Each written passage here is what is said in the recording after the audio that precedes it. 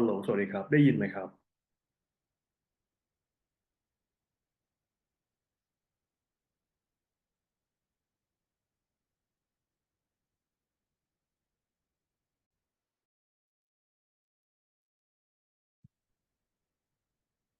สวัสดีนะครับน้องไอซ์น้องอาร์ตน้องแก้มใสได้ยินครูไหมเอ่ยได้ยินนะคะได้ยินโอเคอ่าเดี๋ยวแป๊บหนึ่งแชร์หน้าจอนะครับ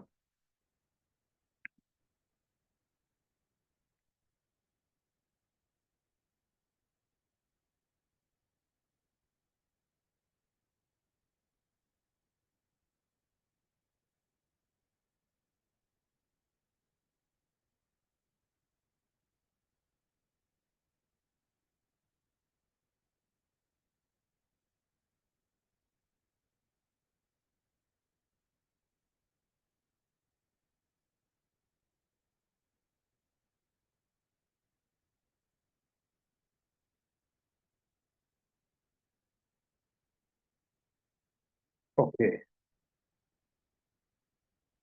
โอเคแชร์หน้าจอแล้วทุกคนเห็นหน้าจอใช่ไหมเอ่ย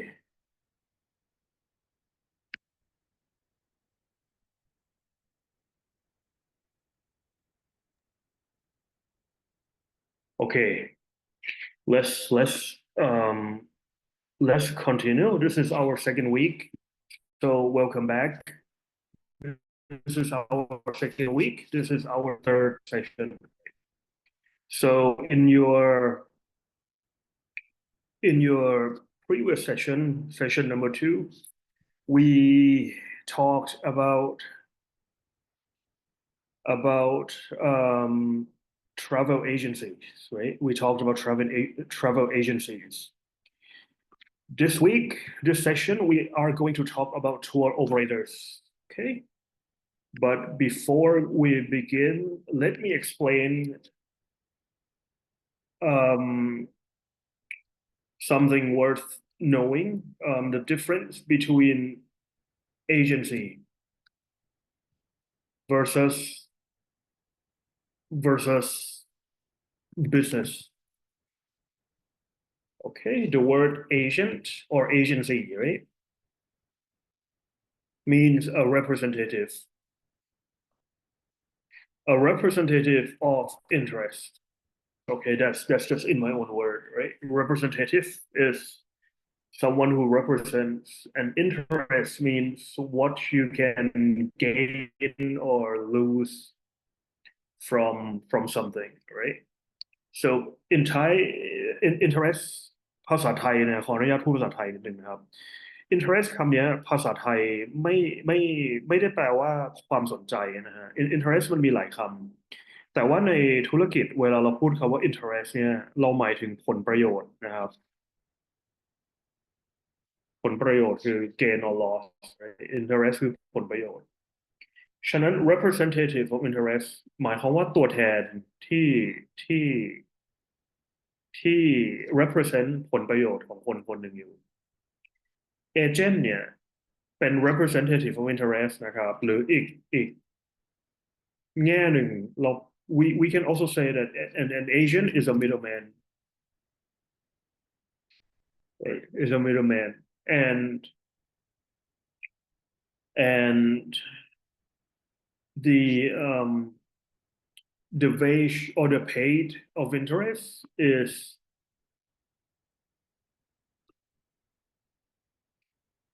through commission, right? So this is the definition of being an agent. So for example,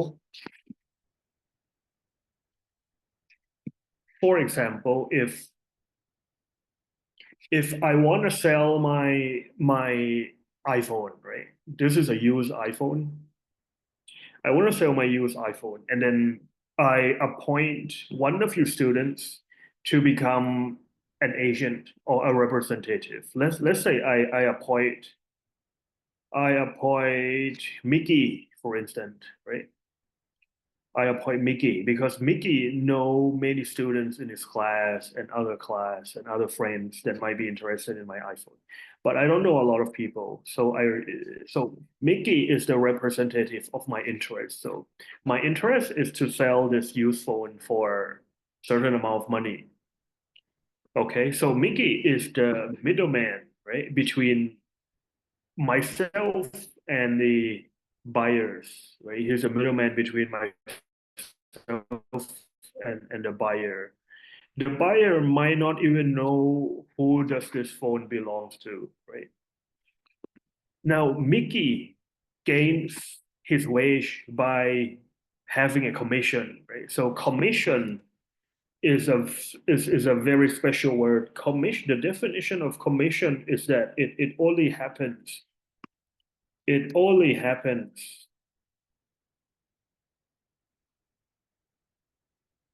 if the transaction happens.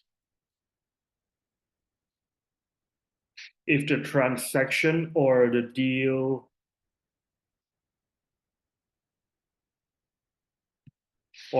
happens. So for example, I want to sell this for 10,000 baht, right? 10K. I want to sell this for 10,000 baht. I want to get the money out of this for 10,000 baht. I might say to Mickey, like, hey, Mickey, okay, there are two ways to do this. I might fix this cost, right? Fix costs at 10,000 baht. And then I sell to Mickey. Okay, it's fixed cost versus percentage. I'm going to explain both of these, right? What each one means. So first, fixed cost 10,000 baht. I'm going to say to Mickey, hey, I want 10,000 baht out of this. Mickey, you can sell to your friends at whatever price you want to sell. For example, if you can talk to one of your friends for buying it at 12,000, right? Your cut would be 2,000, Mickey. So the buyer pays 12,000. You bring me 10,000, right? And then you take the phone, and then you get the cut of 2,000. If you can sell it for 4,000, that's your gain. You bring 40,000 to yourself. You bring me 10,000, right? Because that's what we agree upon. That's what I wanted, 10,000. And then you can take the phone and give it to your friends, and then you can keep the other 4,000 baht, right? That's the first way. That's the fixed cost method for a commission, right? The second method is, okay, Mickey, I'm gonna give you 10% of whatever you sell, right? 10% of whatever you sell. So for example, if you can sell this at 10,000, if you can sell this at 10,000 baht, it means you're gonna get 10% off of 10,000 baht, which is 1,000.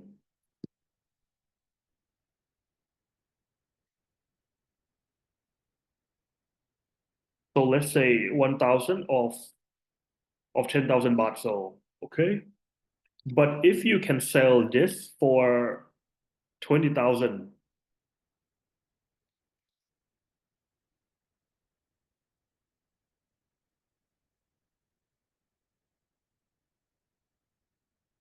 if you can get a buyer who's willing to pay 20,000, then your cut would be 10% of 20,000, which is 2,000, okay? So the owner, myself, will only get the remaining of it, which is 18,000, okay? That's the fixed cost plus percentage method in commissions. But Mickey, if you don't sell it, if you cannot sell it, you get no commission, right? I don't have like a guarantee salary or wage for you. And that's the meaning of being an agent or agency. It only happens if you're able to sell it, okay? But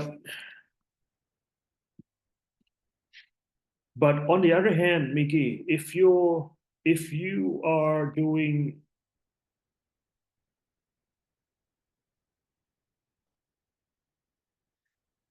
Mickey, if you become a trader, right? It means, okay, I want to sell this used phone to Mickey for, let's say, 9,000 baht. Okay, I'm gonna let it go and cut my loss now. So I sell to Mickey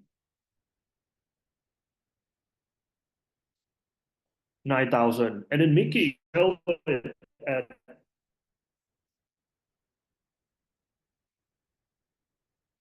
can resell it at whatever price.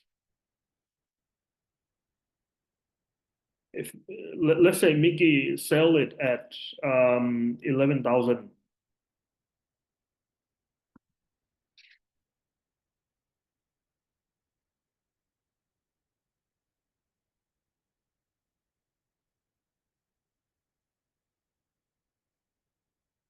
then Mickey makes 2,000 baht profit. But the thing with being a business trader is, Mickey, you gotta have 9,000 upfront, okay, to pay me, right? The original owner. And once you pay me, the cell phone is yours. You can do whatever you want with it, right? You can try to sell how much ever you want with it. But the thing is, if you cannot sell it, if you have to hold it for 3 months, 4 months, 6 months, 1 year, 2 years, then you're making a loss yourself, right? But me, the original owner, on the other hand, I already got 9,000 baht for you from you. So that's the definition of agent versus business trader, right? Business trader have to invest, right? Invest money, invest capital, money. But agents, they don't invest the money capital to buy the products, right? But Asians have to invest in some other ways, right? Their effort and their time. Okay.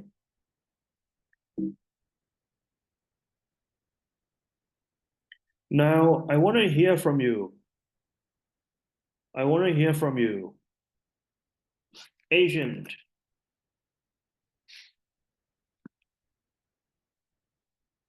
agency industry. Okay. Now that you understand what an agent means, right?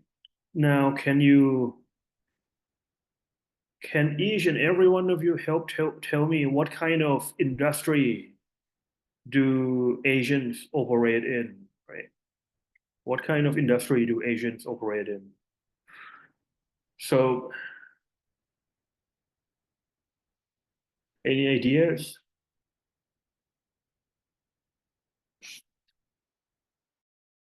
For example,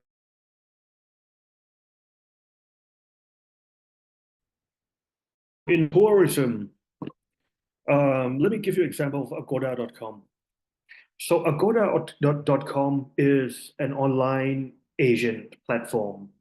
There's an online agent platform. So, you buy a hotel in Samui, right? 3 days, 2 nights. The money goes to the owner of the hotel in Samui, right?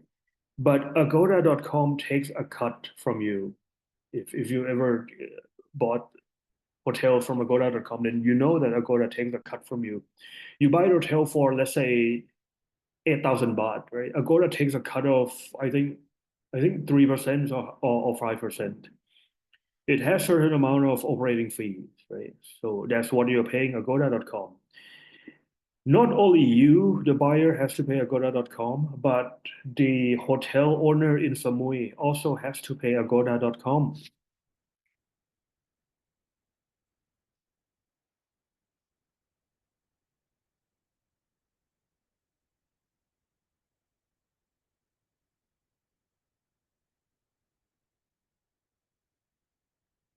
right? Very good business for Agoda.com because it has very strong purchasing power. It has very strong power, both buying power and purchasing power. If you as a vacationer, right, a buyer, you don't want to pay commission, then Agoda.com can tell you, oh, you can go buy somewhere else, right? Or if the hotel owner doesn't want to pay commission to Agoda.com, Agoda.com can tell them, oh, you can find other platforms, right? It has very strong um, buying and purchasing power, right? Agoda.com has very strong purchasing power. So in tourism, Agoda.com is an example. So what other examples in other industries can you think of that have agencies or agents in it? There are dozens of industries, right? A lot of industries, not just hotels and tourism. Okay, what can you think of?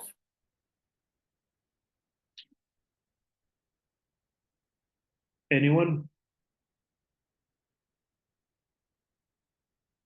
Come on, Kim Leng, Wiz, Sun, Renji, Real.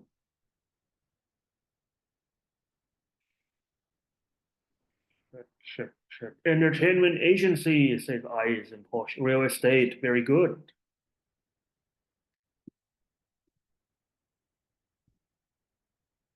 So in entertainment, right? So in entertainment, they have they have agencies. For example, you are a model, and then you don't wanna be, you wanna focus on yourself, taking good photos. You go to fitness, take good care of yourself, right? And then you do not want to chase your clients, right? You do not want to chase your clients. You don't want to go around to business owner and say, "Hey, I'm a model, hire me." It's tiring. So you apply yourself to a model agency.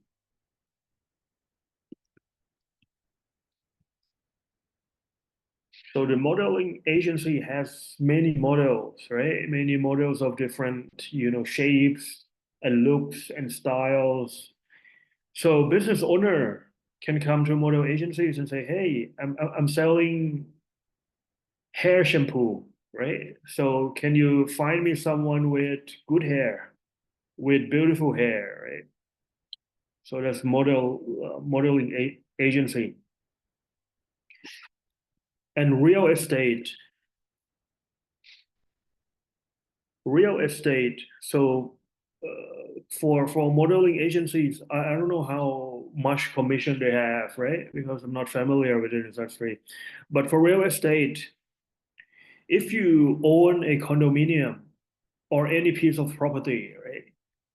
And then you want to find an agent to find you buyers, right?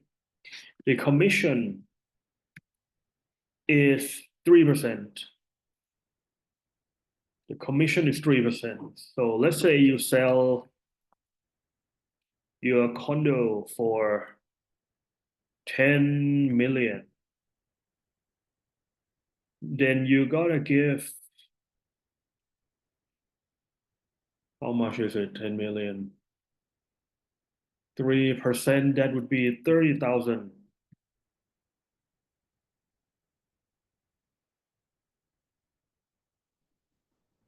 No, that's 300,000, right? 10 million would be 300,000 baht commission to the agent. Another name for the agent is broker, by the way. They're not the same, but they're very similar. So agent or broker, right? But if you rent your condo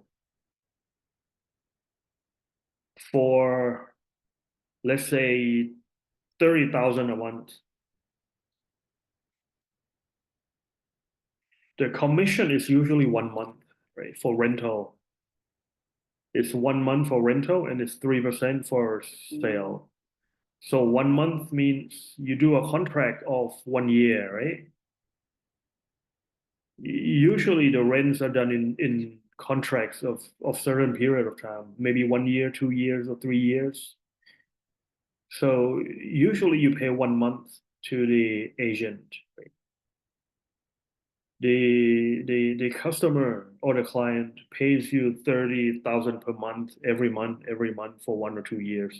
But when a contract is signed, you have to pay 1 month, which is 30,000 to the broker or the agent. Okay. All right. Any other industries that you know of?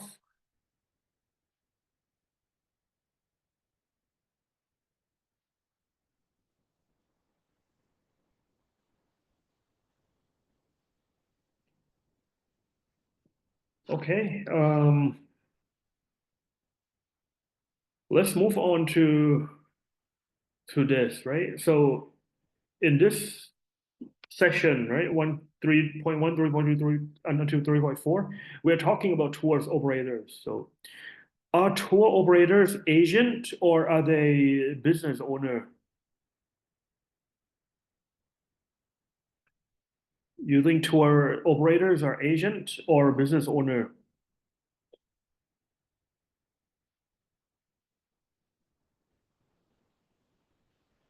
Agents or business owner?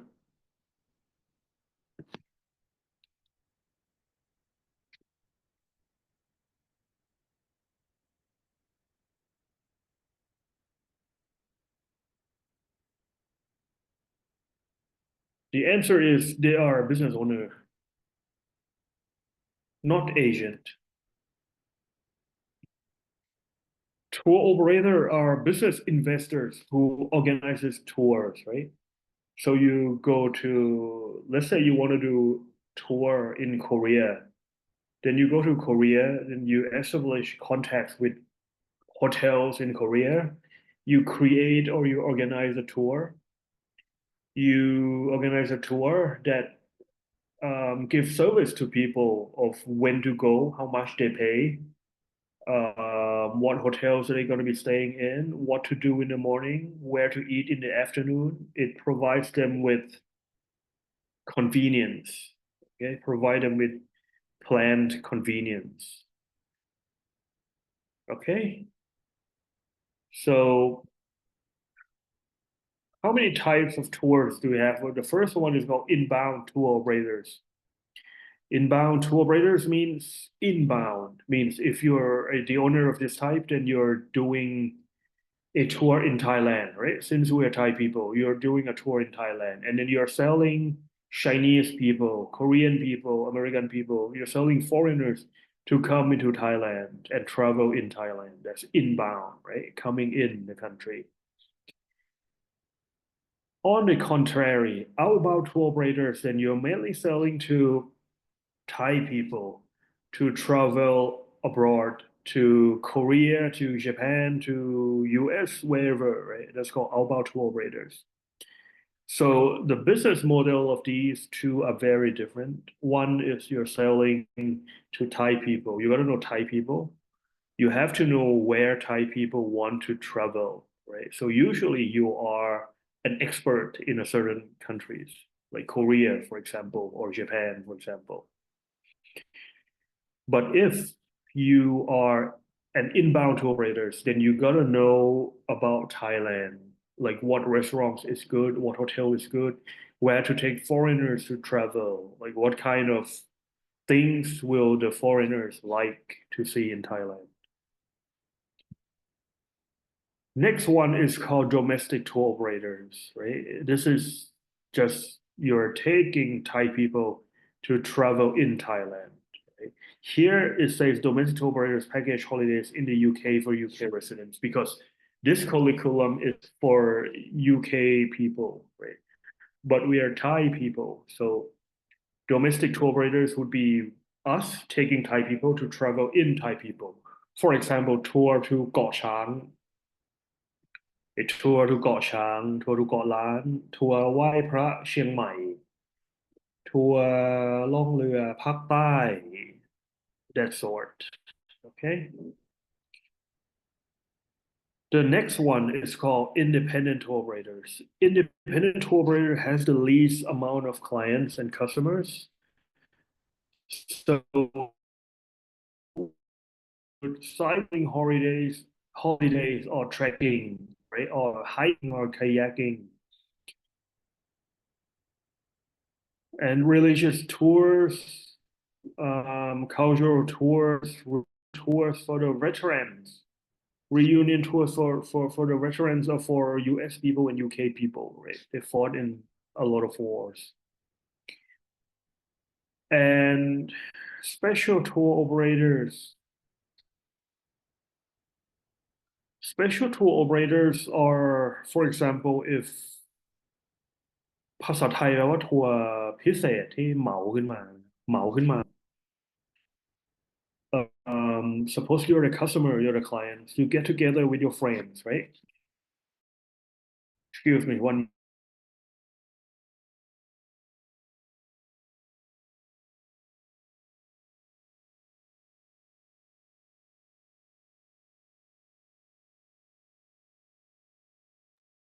Okay, example of specialist traders. You want to there with your friends and you want to travel to Russia to Chernobyl นะครับทัวร์ไป Chernobyl. There's a Hollywood movie, the main movie about Chernobyl destination where a group of I think American teenagers they want to visit Chernobyl and record paranormal activities. So this type would be considered specialist tour operators. Or if you want to do a dangerous tour to the Amazon River in Brazil, you need a very specialist tour guide, right? So basically, specialized tour operators, you need a specialized tour guide who knows the mountain, who knows the jungle, who knows the dangerous zones, the war zones, maybe. Okay, next. Next, we're talking about ground operators. So the word ground operators means everyone that stays on the ground, right? The keyword is land arrangements. So, for example, if you have a friend who works at the airport and then you ask them, what kind of work do you do at the airport? Right? You're trying to probe if your friend is a pilot or a flight attendant. Those are not ground operators. Right? But if your friend says, "Oh, I'm a ground operator, right? I work on catering, right? Taking care of the food on the ground to make sure that airplanes have the food when the flight um, when customers is on board of the flight." Okay, they can be receptionists or baggage claims on the ground operators. So that's the definition of ground operator, right? The next keyword is called mass market tour operator. Mass market tour operator, um, this Thomas Cook, right? So it just went, this is a very big British tour operator that operates in the UK, Thomas Cook. Most British people would know this name, but unfortunately, the company went bankrupt just before COVID, right? Just before COVID. And the reason that most that most companies go bankrupt is because if you recall what I taught you last class is fixed costs versus variable costs, right? Most companies goes bankrupt because the fixed cost is so big. The fixed cost is so big that when the sales are not able to catch up with the fixed costs, the company goes under. Okay?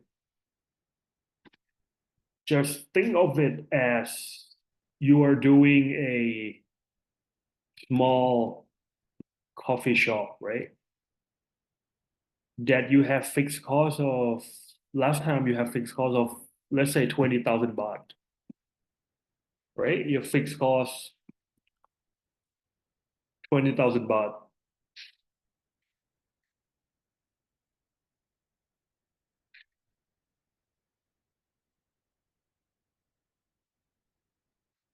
So you're just selling one stall at the mall, any mall. 20,000 baht is your fixed cost, just the rent and one barista and the coffee making machine, right?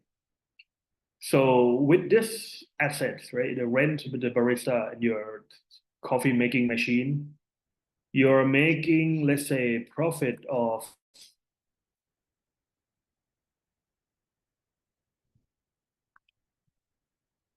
you're making 5,000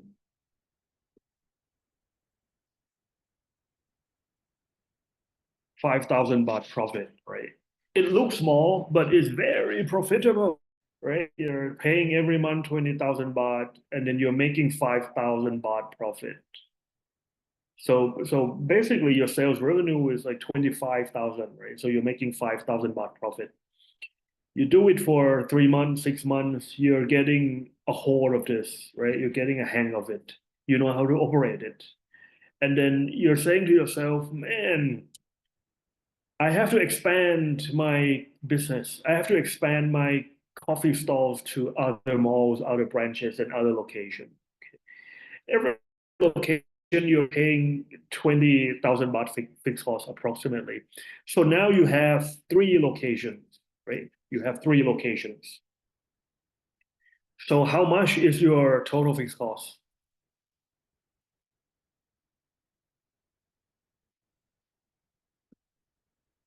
How much is your total fixed cost? Tell me.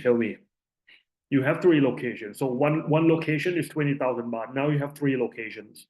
How much is your total fixed cost that you have to pay per month for all these 3 locations, your whole business operation? How much?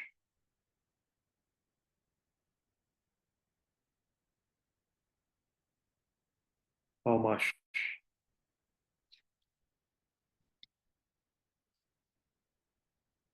So 20,000 times 3, you got to pay 60,000 baht, right? But then one location, you're making 5,000 baht. So you're making 15,000 baht.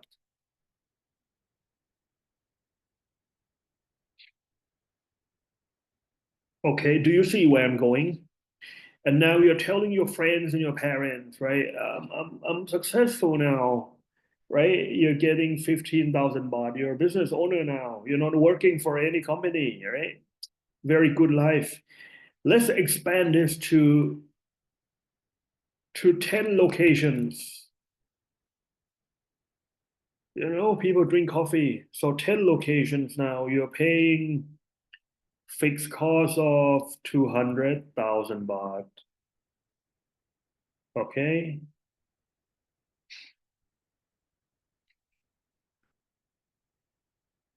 FC is fixed cost, right? 200,000 baht. And you're gaining 5,000 times 10, that's 50,000 baht, right? This is passive income. Your barista is operating for you. You're just business owner, right? You're just collecting money, doing accounting, and see the trends and try to solve problems. So looks like a good life. You're paying 20,000 baht per month, and then in return, the profit you get 50,000 baht per month, right? The thing is, your fixed cost is getting bigger and bigger, you see, with 10 locations. So it means when the crisis hit, for example, COVID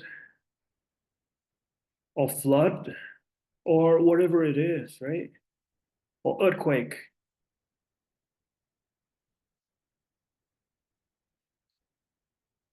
or simply just people just don't drink coffee anymore, I think, for some reason, right? But that's not very likely. Let's say there's a crisis. And then your sales goes to zero. But if your sales go to zero, but you still have to pay fixed cost of 200,000 baht per month, right? So where are you going to get 20,000 baht per month to pay for your fixed costs? right? You might ask for your parents or ask the bank for 20,000 baht to keep your business afloat, and then after some times you realize that, hey, this COVID is not going to be 2 months, 3 months and over. It's going to be 1 year, 2 years, right? You don't know how long it is. And every month you're paying the fixed costs and you have no sales or you're making very little sales, right? You're making a loss. It doesn't break even anymore. So that's how Thomas Cook went under. That's how most business fail, right? It expands too much. It has too much leverage. It means like the paying side is a lot, and then something happens that it cannot get the money in. Right? The money out is more than money in, basically, or the money in just stops, and then you have to still pay the money out, the fixed cost that is. Okay, that's how business went under. Okay.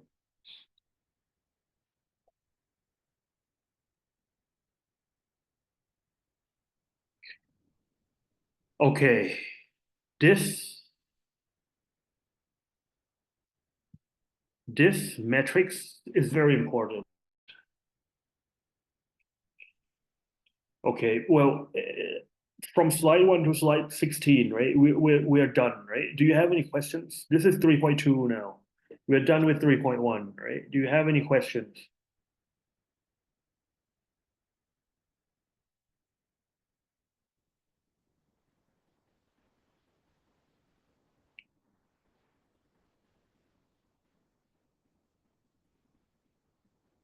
If no questions, let's continue on, right? 3.2 is about requirements of planning and designing a tour. So whether you design a tour or design a business, whatever business you're in, this metrics and this shot is very important. This metrics and this shot is very important. This is called a shot, right? This is a shot. So this chart is telling you on this dimension, this is x, right? X axis, and this is y axis. The y axis is vertical axis. So you have sales on the vertical axis, and then you have time on the horizontal axis. So which means in the beginning of time, right, your sales is low because this is just the introduction, right? So for example, if you're Apple and then you're selling iPhone, right? In the beginning, when iPhone 1, iPhone 2, iPhone 6 was introduced, introduction, the sales is very, very low. It's very low because people don't understand what it is. It's expensive and people think it might be hard to use. Okay. So that's the introduction. After that, when people get to know the iPhone, the sales growth start to explode. Your friend is using it, everyone is using it. People referred this product to their friends, right? That, hey, let's use iPhone, right? It's a very cool product. Then after that, everybody is using iPhone. Then that's called maturity. Maturity is when everyone is using it and you cannot sell it. You can no longer expand the market. You can no longer sell it to many more people because most people you know already have or use it. Then after that is decline, right? Decline of iPhone. After that is the decline of iPhone. So what does Apple have to do to boost the sales again? They have to introduce the next model of iPhone. So let's say you're using iPhone 6, right? When iPhone 6 is starting to decline, and in next year, Apple is announcing the introduction of iPhone 7. So the graph curves up again. The graph curves up again. And that's what we call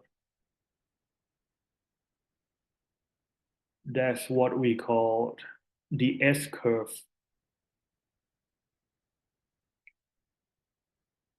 The S curve is something like this. So this is introduction, right? And then growth, and then maturity, and then decline. And then S curves means it goes up again. This is called the S curves. So every company, when it introduces the product, it has to introduce the new S curve. So usually by introducing new models, right? This is the same for all electronic products, right? iPhones, cell phones, air conditioner, refrigerator, cars, right? So for cars like Toyota, Honda, BMW, and Mercedes-Benz, they have minor change every 2 years. And then they have something called major change every 4 years.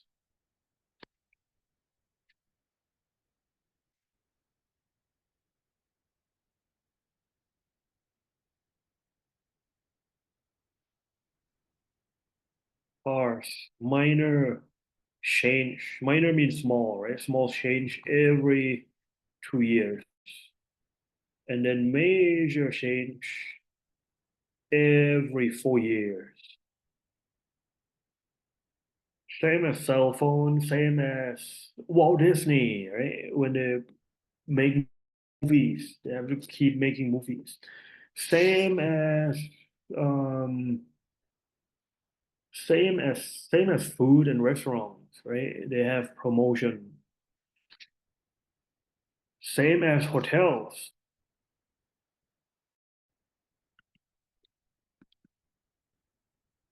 Same as hotels, right? How do they introduce the new S curve? So hotels in the beginning, people don't know this hotel is a new hotel. People don't know it. So that's introduction. And after sometimes the hotel boosts sales, right? Sales growth, and then maturity, and then the hotel gets very old. When the hotel gets old, then people start to say, oh, this hotel is old. Let's move on and visit new hotels, right? So what does the hotel gotta do? The hotels have to renovate. Okay, the hotel has to renovate so that the hotel becomes new again and people come back to visit it again. Okay. So this chart that I just explained is called life cycle. It can be life cycle of a person, right? This is life cycle of person. This is a baby, and then a teenager, and then a full-grown adult, and then people start to get old, and then get sick, and then die, right? It can be applied to life cycle of a person. It can be applied to life cycle of a product. I just explained using iPhone, right? Or a hotel, right? Hotel is still a product, right? Hotel is a product. It can be life cycle of a company, life cycle of a company or a business.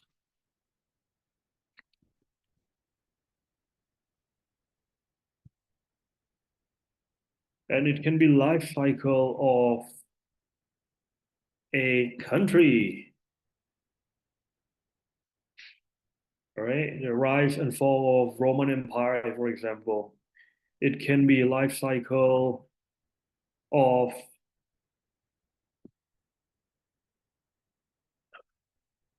an economy,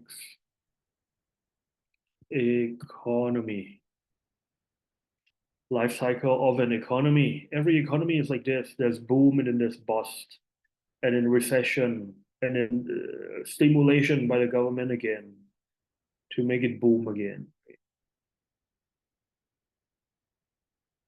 All right. Any questions? Now it's 10:44. Let's take a 10 minutes break until 10:45, right? We meet you again at 10:45, and I will explain to you what this model means, right? So let's take a break for 10 minutes.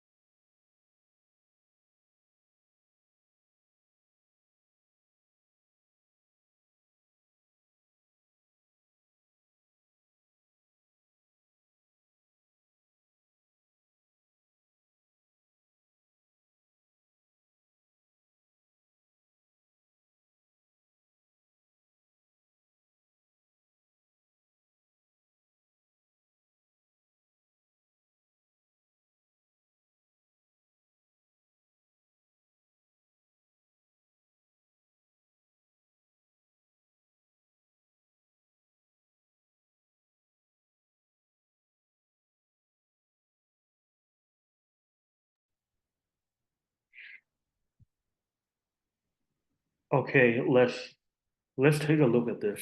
This is something interesting and important. So this matrix, right? This is a matrix. Matrix is a two times two times two matrix, or you can call it two by two matrix, right? One two and then one two. This matrix was invented by a guy named Ansoff. Okay, so Ansoff matrix. What's important about this matrix is that this is learned in most business school, learned in MBA. So it's important. What you need to know is on one axis, it says market, right? On the Y axis is market. And on the X axis is products. So if you enlarge it, you will see that you have new market and then existing market, and then existing product and then new product, right? What it means is that if you have existing products, right? This side, existing products means the product that you already have, and then you try to sell it more to the same market. Market here means customers, okay? The same demographic of customers. If you're selling the same products to the same customers over and over again, more and more, this is called market penetration. Market penetration. To penetrate is to drill on and on and on, right? So market penetration. Let me give you an example of market penetration. So old product,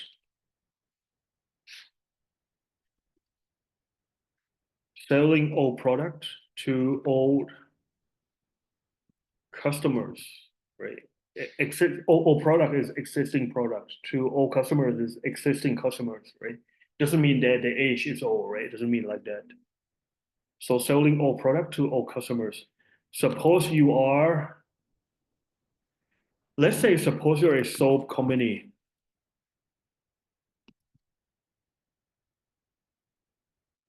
You are a soap seller, right? Your business is selling soap, and your soap is to sell to females of age to female teenagers, female teens. Okay, your soap company to female teens. By the word female teen is age 13 to 18.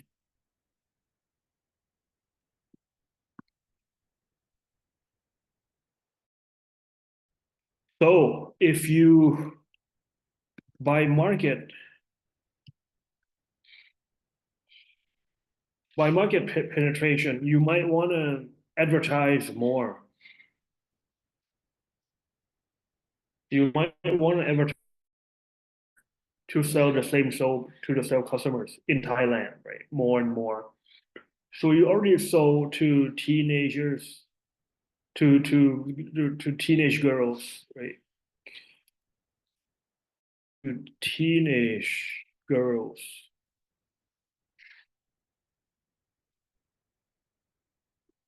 in Bangkok, and it works. Your product works, right? Teenage girl love it, and you're advertising. Teenage girl loves it. So instead of selling in Bangkok, now you want to expand to suburbs and other provinces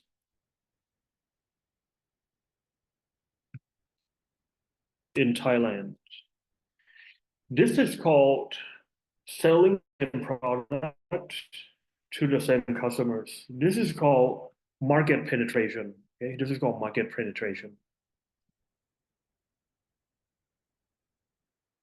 This is called market penetration, and this is here market penetration. Selling existing products to the existing market, which is teenage girls. Okay, in Thailand. Now, if you do something called product development, then it means you're selling new here, new product to the same existing market.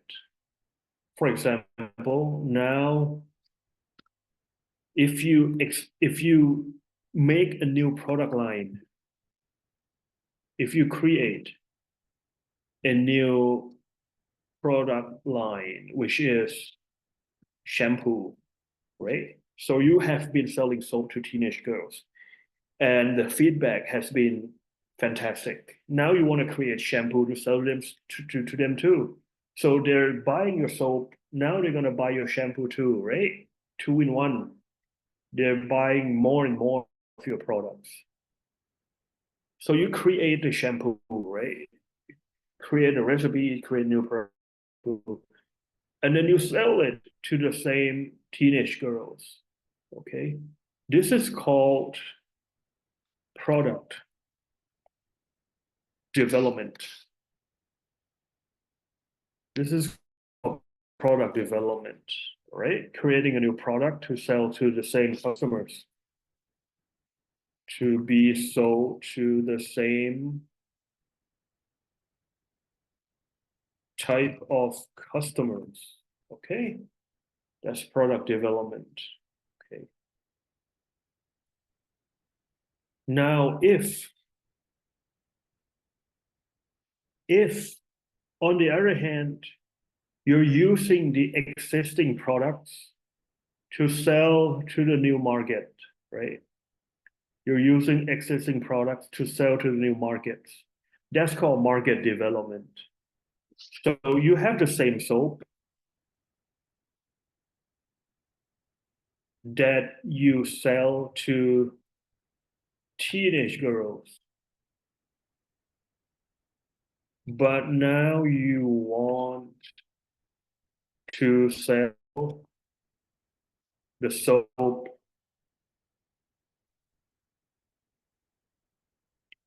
Now you want to sell the same soap to working women. So age now is 22 to 40. Okay, different groups, all right? Not teenage girls anymore. But you want to sell the same soap to working women. How do you do this? By changing the package. It's the same products, changing the package. The package to teenage girls might be shocking pink, like Blackpink, for instance, very shocking pink, very teenagey. But to working women, you use different Pantone. You're using a pastel color, for example, like softer tone of color for the package. So you're just changing the package a little bit, and now you're selling the same product to different target, right? Target new customers. This is called market.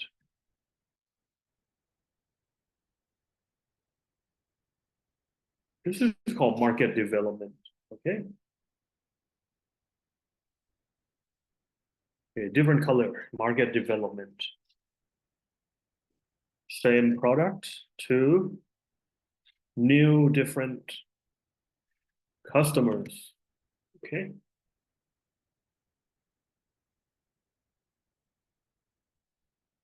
And now the last one would be cre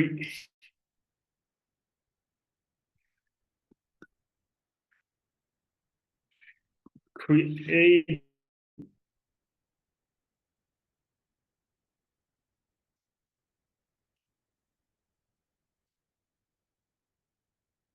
creating new products for new customers.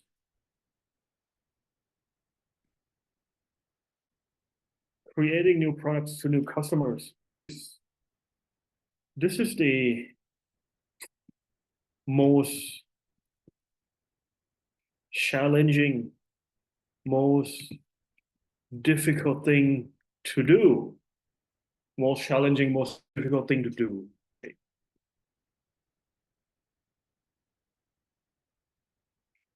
And this is called diversification.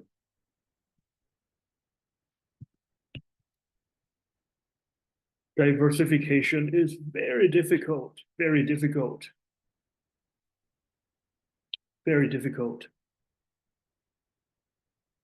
For example, you have been selling soap to girls, right? To girls and ladies.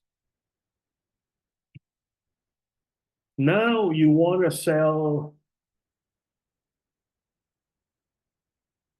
Now one day you get bored and you want to sell wash to men.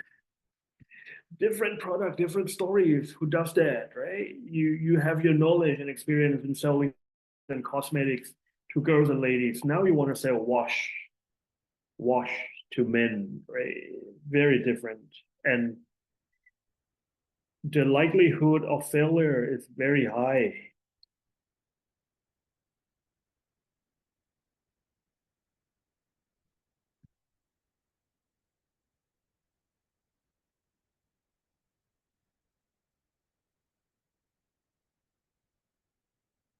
Very high likelihood of failure.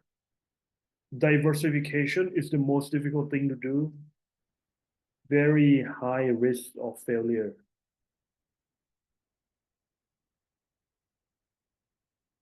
So let me create an exercise for you, okay? I'm going to give you cases, an example, and then you think and then tell me what each one is, okay? First example is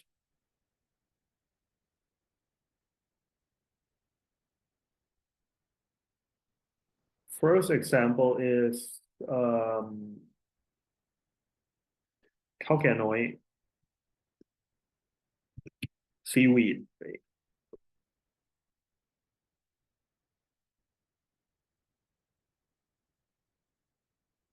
It sells seaweed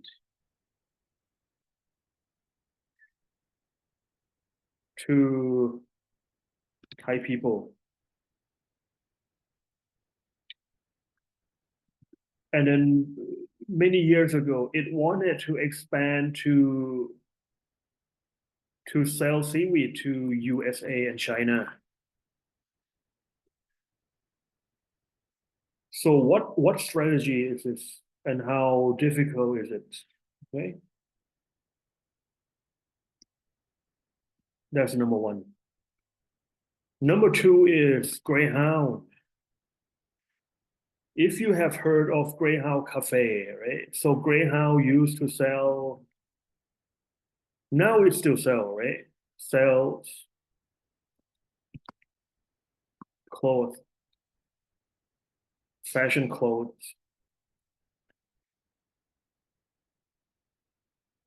to men and women. And then many years ago, it changed to, it doesn't change, it expand to sell cafe and restaurant to men and women. What strategy is this? Okay. Number three.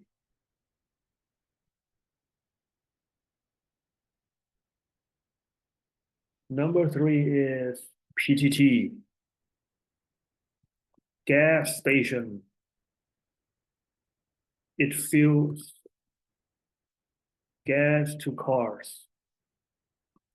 And then it pivots the business model to selling coffee.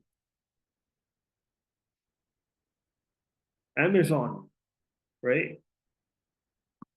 What strategy is this? What strategy is this? Number four. Land and house.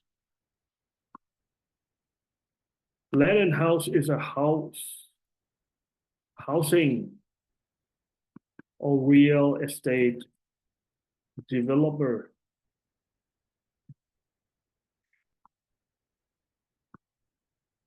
And not long ago, it started to become banking firm to people. It gives loans to people, right? ให้คนยืมเงินให้คนฝากเงินนะครับ so bank LH bank LH bank, right?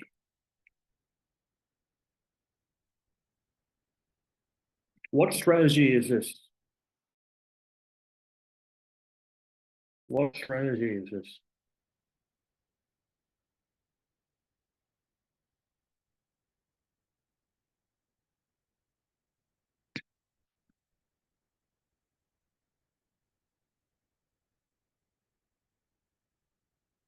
Last, you have SEC, right? This is a public company. SEC is Siam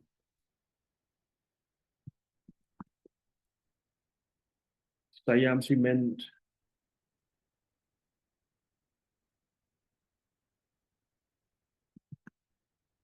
Before it used to sell, well, traditionally sell cement, to people who want to build house, right? Then many years ago, it started to sell petrochemicals, plastic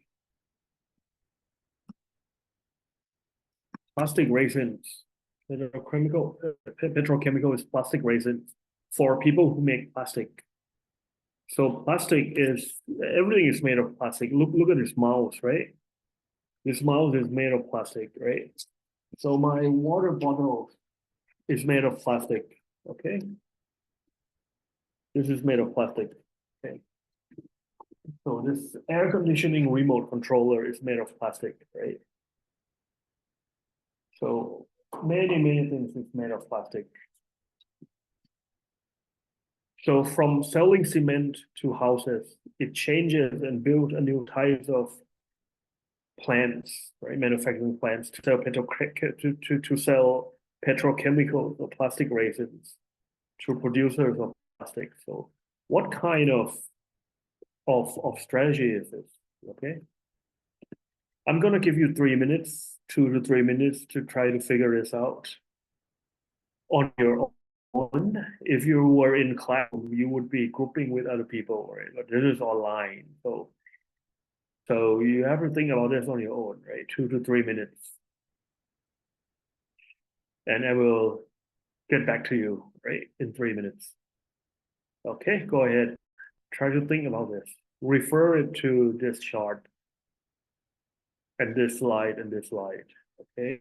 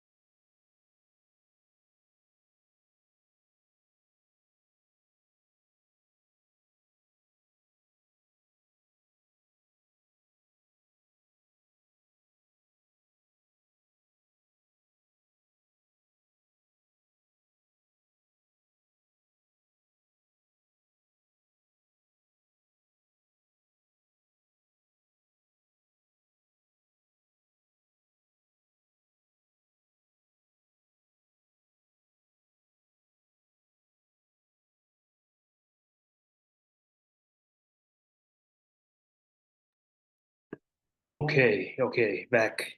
Anyone has any answers for me?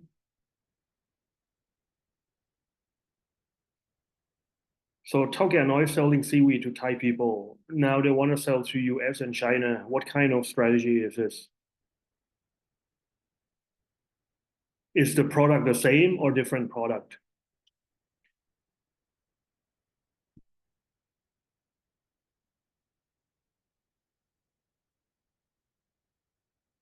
No answer. Is product the same or different product? Anyone?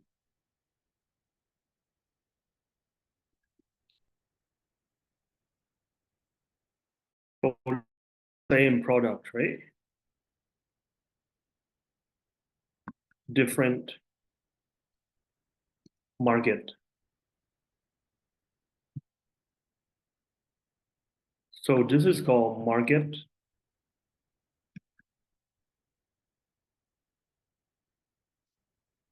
development.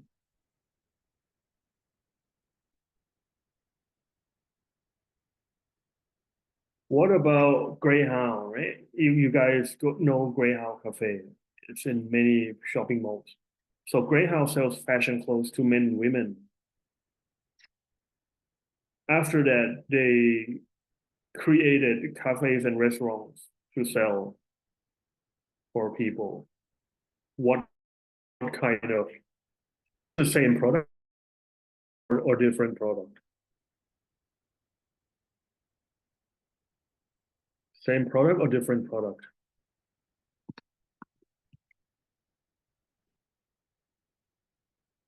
So this is different product, right?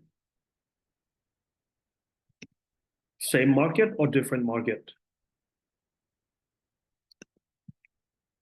I think this is the same market. They're selling, they understand the customers, right? The trendy customers. So it's aside from selling them clothes, they're selling them food and cafe too. So this would be product development. Okay, this is product development. What about PTT gas station? It fills gas to cars, right? So people go in PTT gas stations and get their cars filled with gas. Then they started selling Cafe Amazon coffee to people. What is this? This is different products from gas to coffee, right? Same market because they already have customers who drive to the gas station. So this is product development. What about land and house, right? Housing real estate developer. And then it creates banks for people, right? So land and house builds house. And then the customer who want to buy a house, they have to go to the banks, right? Different banks. So land and house see this opportunity and created a bank themselves. So this is different product, same market, right? Same customer, different product, same customer. This is product development. Last one, STC, right? Siam Cement. Siam Cement traditionally sells cement. Now they're selling plastic resins. This is different products and different market. Thus, this is called diversified or diversification. Okay, diversification is the most difficult thing to do. Most people who diversified are really big, giant companies who has a lot of money to do it. Okay. So any questions? Any questions with Ansoff metrics and product life cycle?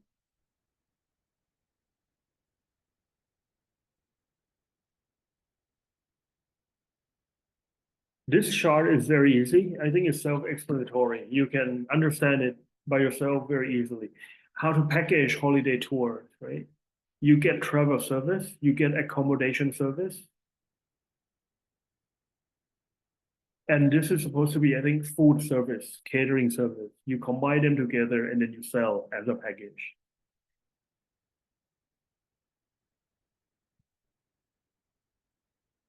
So what is a cruise holiday, right? Cruise holiday, coach holidays, and special interest tourism. Cruise holidays is, this is a picture of cruise holidays.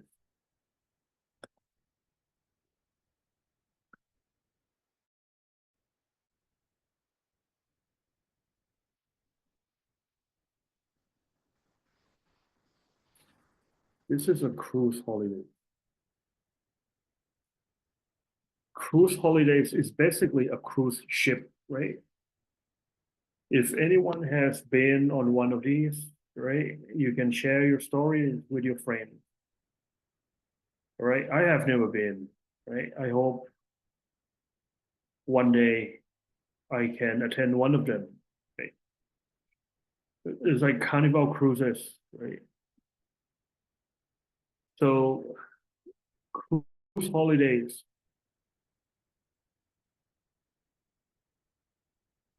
cruise holidays is all inclusive. The keyword is all inclusive here, right? All inclusive means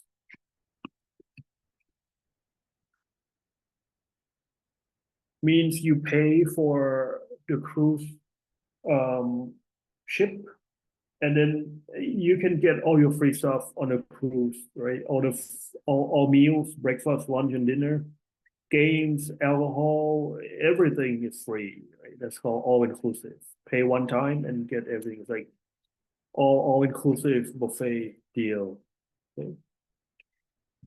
Other terms that you need to know is B&B. B&B stands for bed and breakfast. For example, Airbnb. Airbnb. Air means it's everywhere, right? It's on the internet, right? You can choose any house you want. And then half board. Half board is breakfast and dinner, no lunch. And then there's full board. Full board is breakfast, dinner, and lunch, right? Breakfast, lunch, and dinner include everything that's full board.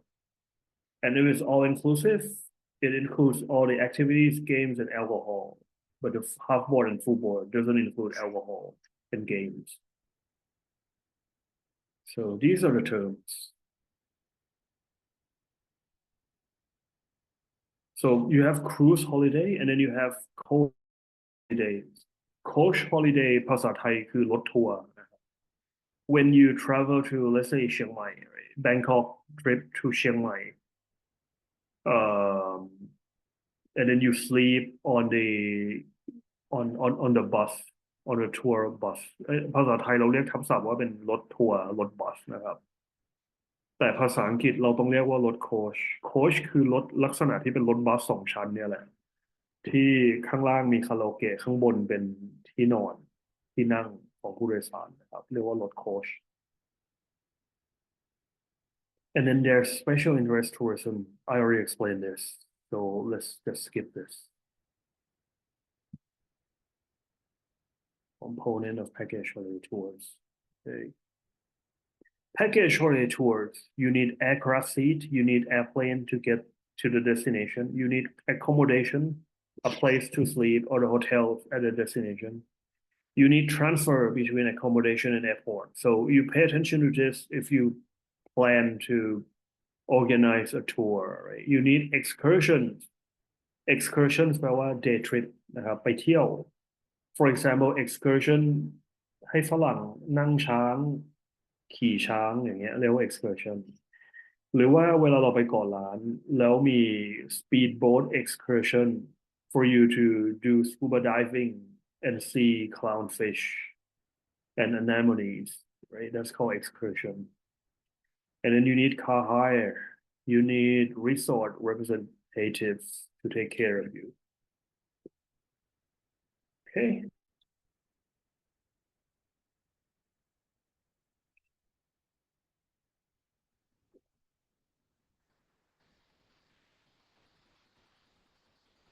Okay, we are a bit early today.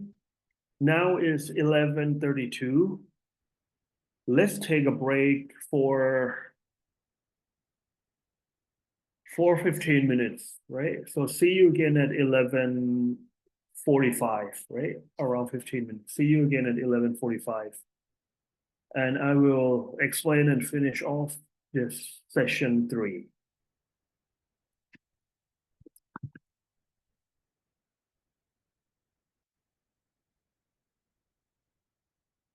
11:45. Right? See you later.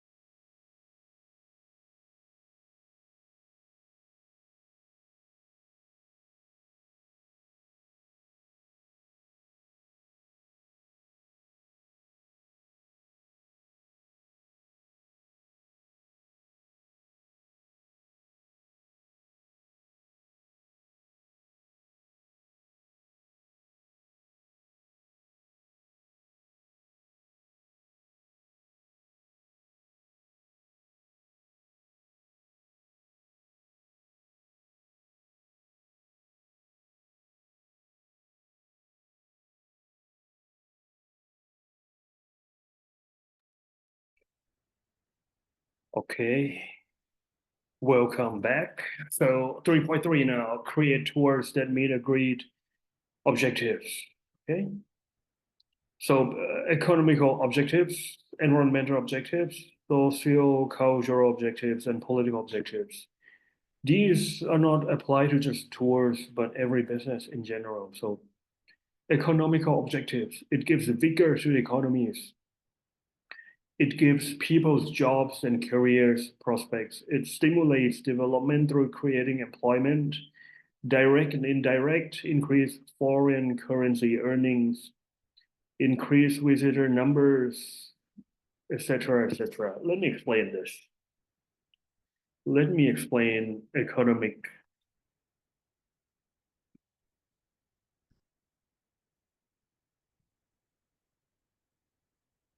So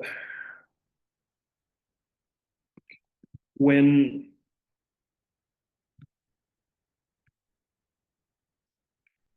tourists come to Thailand, right? When foreign tourists come to Thailand, what industry do you think benefits directly?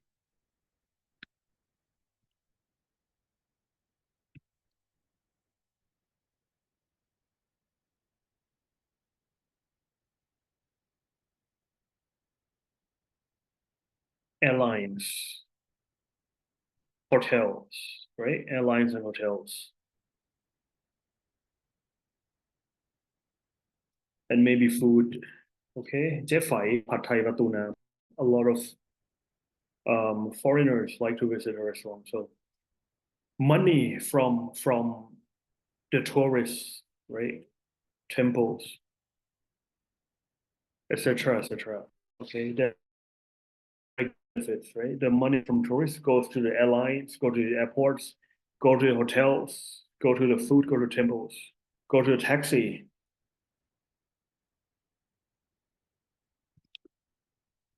Taxi and tuk-tuk.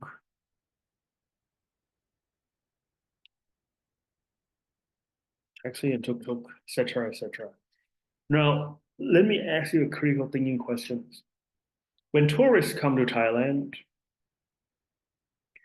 why does the sales of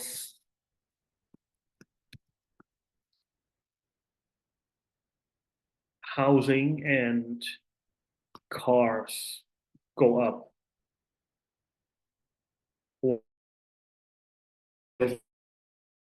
Cars and clothes and shopping malls go up.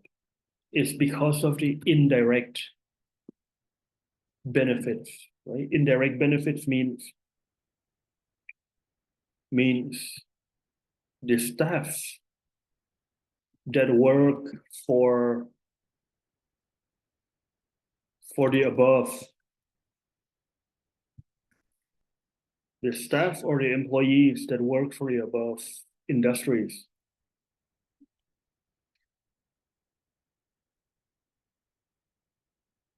they gain wealth.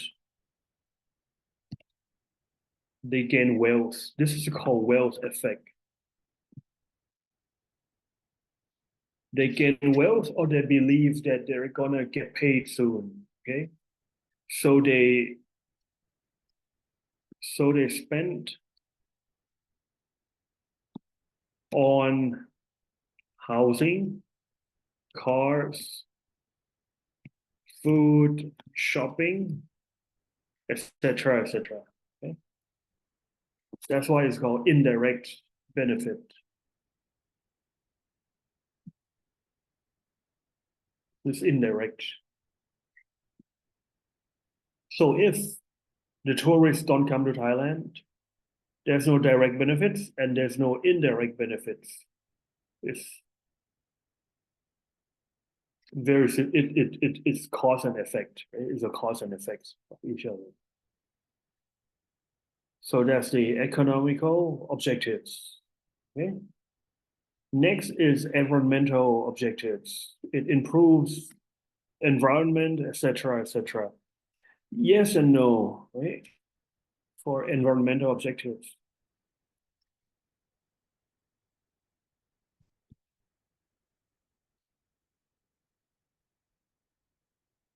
it might it might benefit. I'll just say EV, right? Stand for environment, or cause damage to the environment. I think in reality, if you have a lot of tourists come to a country, less in Thailand, it's the environmental is damaged, right? A lot of tourists come to Pattaya. Many years ago, there was news that Chinese tourists come to Pattaya and then touch the anemone, touch the fish, and touch everything. Not just Chinese tourists, but international tourists, Americans, Europeans, many different nationals. When there's a lot of people that cause damage to our environment, garbage and waste, right, and noise pollution, all kind of pollution. But another country worth knowing is Bhutan. I think you should Google up Bhutan and see how the country controls the people who come to visit to visit Bhutan. You can write this, include this in your assignment, right?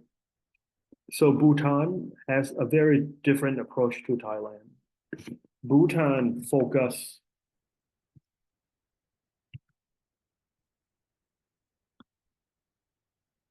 on the quality of the tourists, not the number. So the price is expensive, right? They jack up the price of coming into the country to be very expensive per head. Expensive per head. Expensive per head. Each one that comes, they charge very highly, and things in Bhutan are expensive. So in this way, they can control the quality of people coming in and make sure that the environment is not degraded. Okay. So look this up in your assignment, Bhutan. Okay, so that's economic objectives, that's environmental objectives. Next is objectives. For socio-cultural objectives,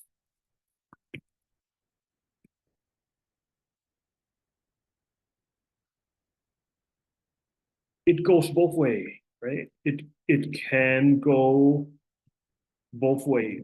It can go both ways means tourists who come to Thailand can absorb culture, can absorb Thai culture.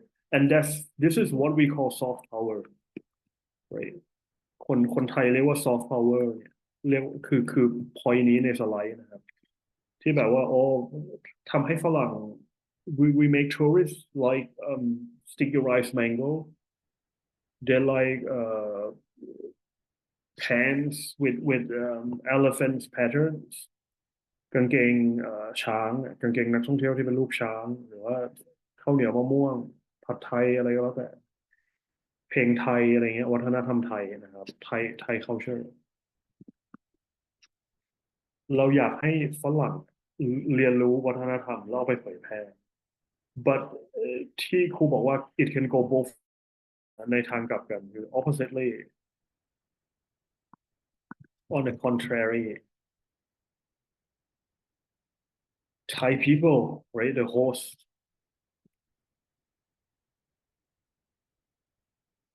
can also absorb foreign culture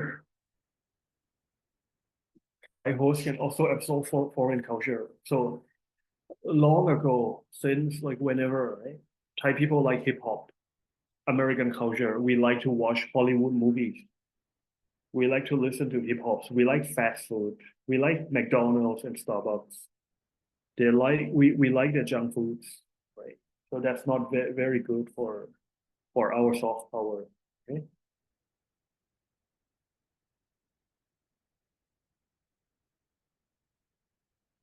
last one is political objectives political objectives. For example, Olympic. So every 4 years, right? There's an Olympic Games, and the country has to decide, has to volunteer if they want to be the host. For example, Brazil. Okay, it's both Olympics and World Cup, right? Soccer World Cup. So Brazil, South Korea, and Japan, for example, right? And many other countries. But the thing is, when you host such things, right? Well, the government and the country want to host it because they want to open up the country for tourists to come and visit. But the thing that they have to be careful is when they host such things, they have to build the infrastructure, the stadium. And many times after they host it, right, they spend money in investment to build the stadiums. And after that, the stadiums were never used again and they became degraded. If not degraded, the government and the country has to spend a lot of money to maintain the stadium, to maintain it. And that's a lot of money. So they kind of have to weigh cost benefit analysis to see if it's worth hosting such like big events. Okay.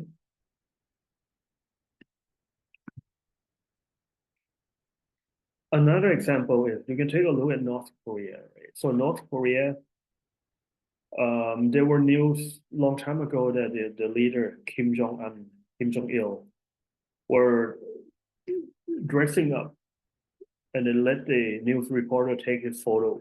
Right?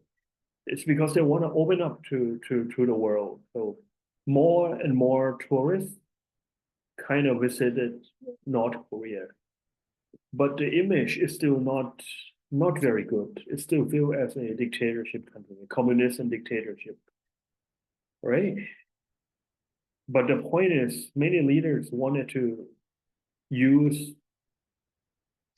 advertisement and media to achieve political objectives. No, the point is nobody wants people to view them as dictatorship. They want people to view, they want the world to view them as open and transparent and democratic. Okay. So that's the hidden agenda behind political objectives.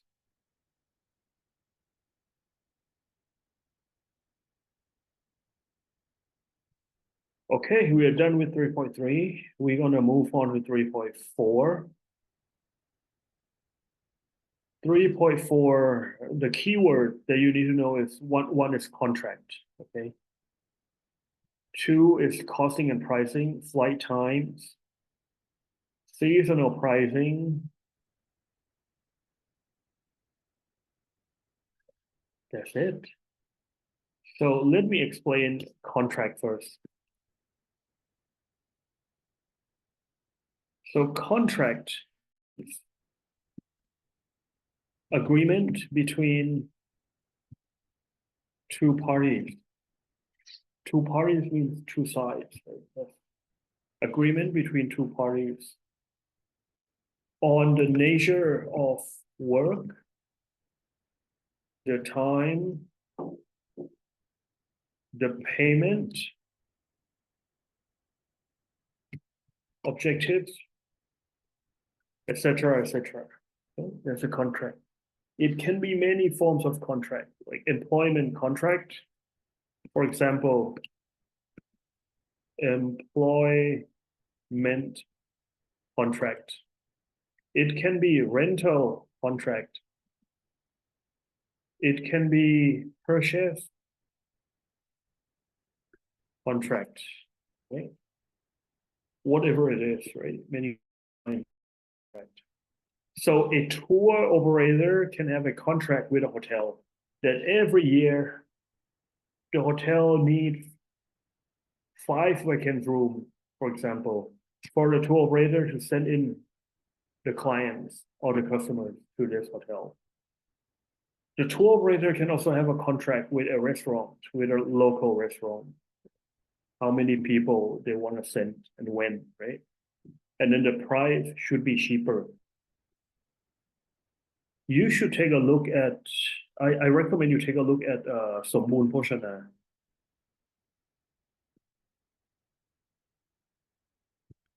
Somboon Poshana, they sell curry crab สมบูรณ์โภชนาเนี่ยเดี๋ยวขออนุญาตพูดไทยนิดหนึ่งสมบูรณ์โภชนาเป็นร้านอาหารไทยนะฮะอยู่แถวถนนสุรวงศ์อยู่แถวสามย่านนะฮะซึ่งสมบูรณ์โภชนาเนี่ยดังเรื่องปูผัดผงกะหรี่มากแล้วสมัยก่อนเนี่ยคนไทยเที่ยวคือคนไทยอ่ะครอบครัวคนไทยไปทานอาหารที่สมบูรณ์โภชนาแต่ว่าตอนหลังเนี่ยตั้งแต่ก่อนโควิดแล้วเนี่ยกลายเป็นว่ามีชาวต่างชาติเข้าเป็นทัวร์คนจีนเข้า ก็คือหมายความว่าสมบูรณ์โภชนาเขาไม่อยาก rely เขาไม่อยากพึ่งคนไทยอย่างเดียวว่าเดี๋ยวไปเดี๋ยวไม่ไปแต่ถ้าเกิดเขาทำ contract กับคนจีนเนี่ยโอ้โหคนจีนที่เป็นคนต่างชาติมาเที่ยวเมืองไทยเยอะมากแล้วทุกคนเนี่ยได้รับโฆษณาว่าโอ้แกงกะหรี่ที่โทษไม่ใช่แกงกะหรี่ปูผัดผงกะหรี่ที่สมบูรณ์โภชนาอร่อยมากเขาก็แห่กันมาที่สมบูรณ์โภชนาแล้วจำนวนนักท่องเที่ยวจีนเนี่ยมันเยอะมากมากันทุกวันเลยนะฮะจันทร์ถึงศุกร์เสาร์อาทิตย์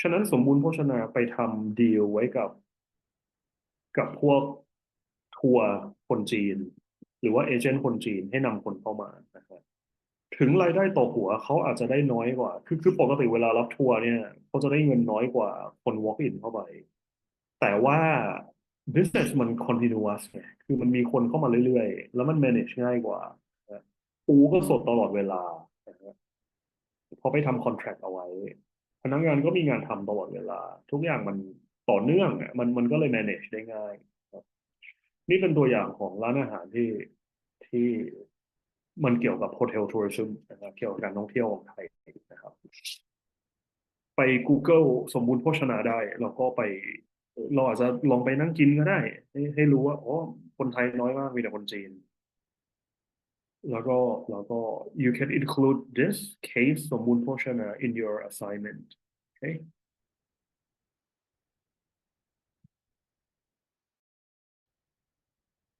costing and pricing and flight times and seasonal pricing. So let me explain this. Airplane, right? There is something called red eye. Red eye on airplane flightคือ flight is a flight that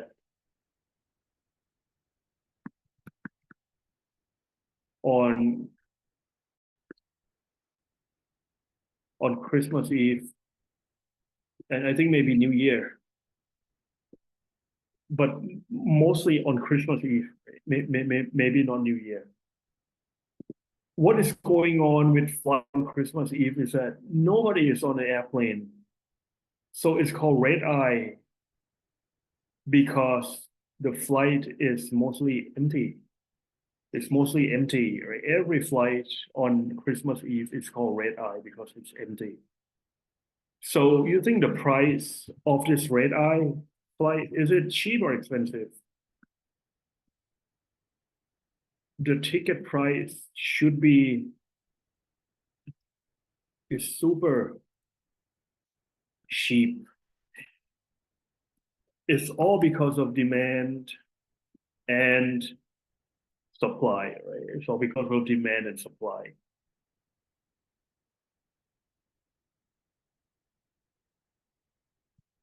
If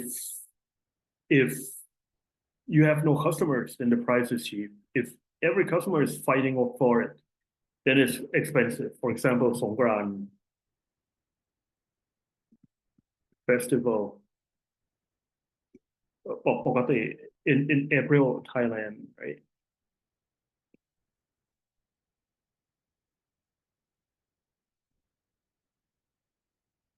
คนทำงานในกรุงเทพกลับบ้านกันนะครับกลับต่างจังหวัดกันสงกรานต์เล่นน้ำไปรดน้ำดำหัวผู้ใหญ่ไป meet the parents ไปเจอพ่อแม่ฉะนั้นถ้าเกิดว่าจองเลทอ่ะ คือลืมจองเขาจองสงกรานต์กันตั้งแต่ปลายปีนะปลายปีหรือว่าสิ้นปีใครมาจองเดือน 3 เดือน 4กับสงกรานต์เนี่ยหนึ่งคือมันไม่มีที่สองคือถ้ามันมีที่เนี่ยราคาตั๋วมันแพงมากนะทั้งเครื่องบินหรือว่ารถไฟหรือรถบัสหรืออะไรอะไรก็แล้วแต่ฉะนั้น demand and supply เนี่ยช่วงที่คนกลับบ้านช่วงที่คนแห่กันเนี่ยก็ราคาก็แพงนะครับ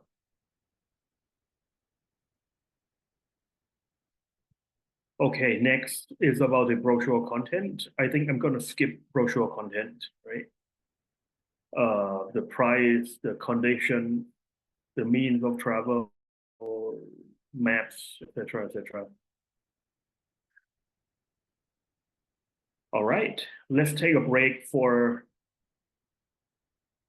let's take a break for 10 minutes. Now it's 12:09, 12:10, right? We meet again at 12:20. Right?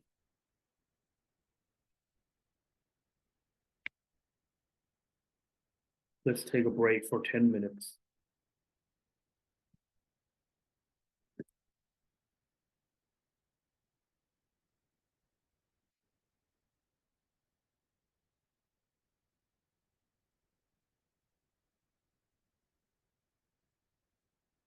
Meet again at 12:20.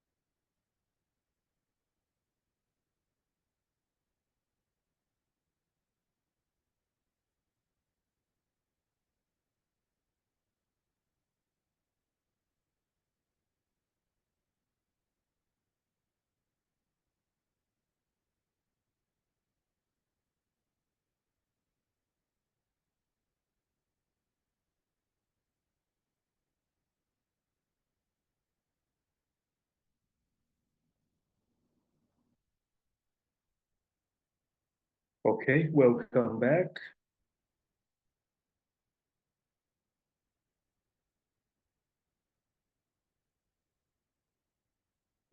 So we finished travel agency. We finished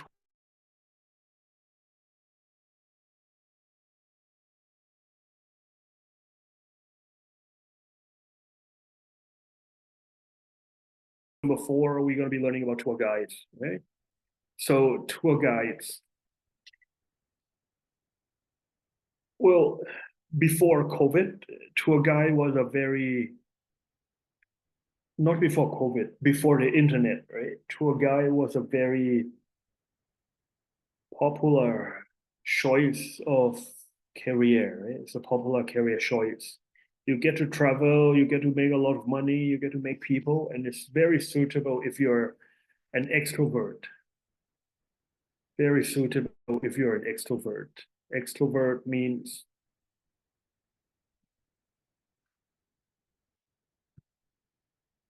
you like to meet a lot of people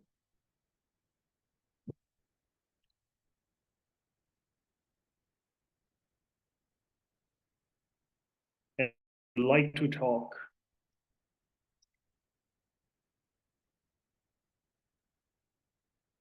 But if you're an introvert, this is not a good career choice. Introvert mean you're a quiet person.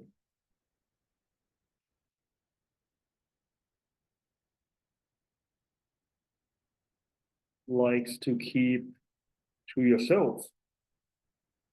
There's nothing wrong with it. Okay, most people are ambivert. Ambivert, you're in between. Ambivert, ambi means between, right? In between. You're in between being extrovert and being an introvert. Okay, that's an ambivert. So being a tour guide, you got to be extrovert.